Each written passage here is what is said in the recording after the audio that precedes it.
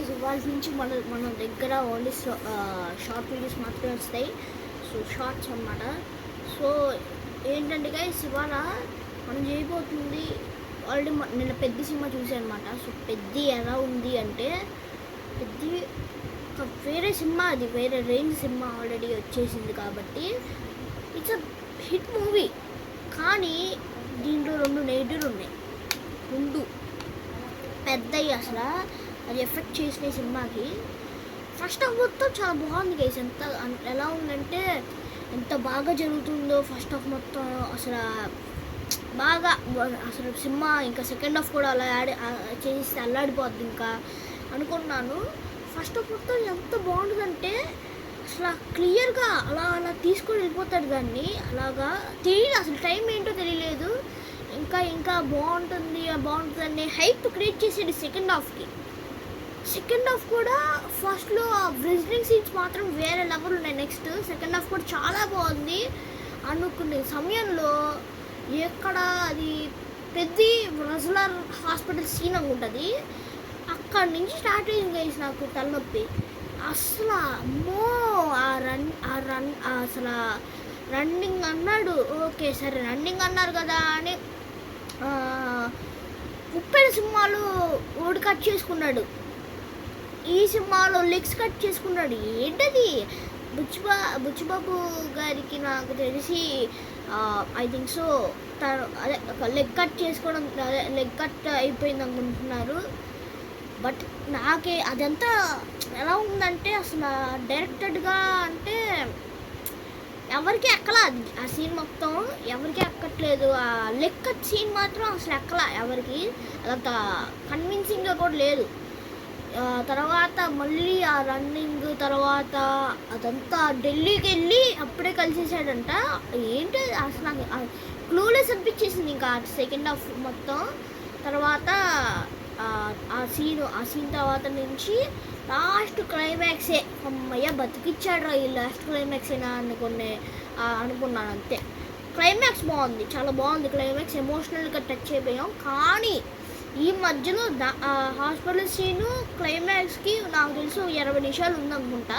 20 నిమిషాలు తలనొప్పి తెప్పించేసారు అనిపించింది. తర్వాత ఇంకొక నెగిటివ్ ఏంటంటే అసలు జాన్వీ కపూర్ ఏముంది దేవరా సినిమా లాగా యూజ్లెస్ అనిపించేసింది. అసలు తన క్యారెక్టర్ ఎందుకు పెట్టారో అర్థం కావాల నాకు. అది మొత్తం జాన్వీ కపూర్ కూడా ఏమో అర్థం కాలే అసలు. జాన్వీ కపూర్ క్యారెక్టర్ అసలు ఇలాంటి సినిమాలకి హీరోయిన్ అవసరం లేదంటే ఎందుకు మాకు అవసరం లేదు హీరోయిన్ ఇలాంటి సినిమాలకి. హీరోయిన్ ఇప్పుడు ఈ సినిమా ఇలాంటి సినిమాలకి హీరోయిన్ అవసరం లేదు అసలు. మీరు అనుకుంటున్నారు కానీ హీరోయిన్ అవసరం లేదు. వద్దు, ఇలాంటి సినిమాలకి హీరోయిన్స్ అవసరం లేదు. అలా చక్కగా నడిపించేస్తే అయిపోయేదేమో ఒకవేళ తీసుకోబోయిందంటే. బట్ అది నాకు అనిపించింది. నాకైతే పాజిటివ్ విషయానికి వస్తే మాత్రం రామ్ చరణ్ గారు 1 మ్యాన్ షో అంతే. అసలు వేరే లెవెల్ యాక్టింగ్ చేసే నేషనల్ అవార్డు ఇచ్చినా సరే, ఏమన్నా నేషనల్ అవార్డు ఇచ్చినా సరే తక్కువే. సో అది తర్వాత బుచ్చిబాబు సన్న డైరెక్షన్ బాగుంది ఈసారి కూడా.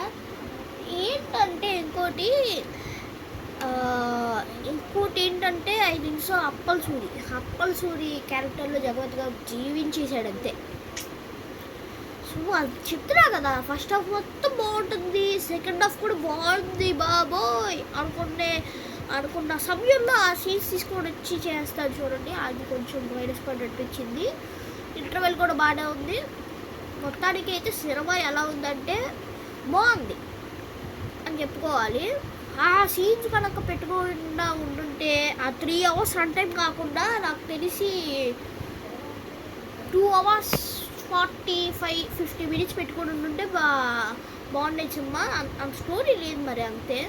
ఒకవేళ 3 అవర్స్ పెట్టుకోవాలనుకుంటే నాకు తెలిసి ఆ సీన్స్ కట్ చేసి ఉంటుంటే బాగుండేది.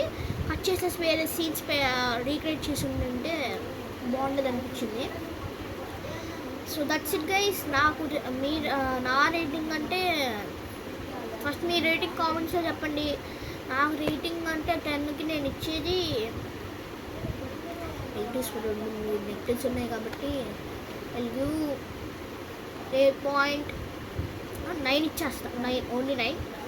So that's it guys. నేను కూడా ఎందుకు ఇచ్చానంటే జస్ట్ అలాగా అనిపించింది కాబట్టి బాగుంది సినిమా. ఒకసారి ట్రై చేయండి మీరు కూడా.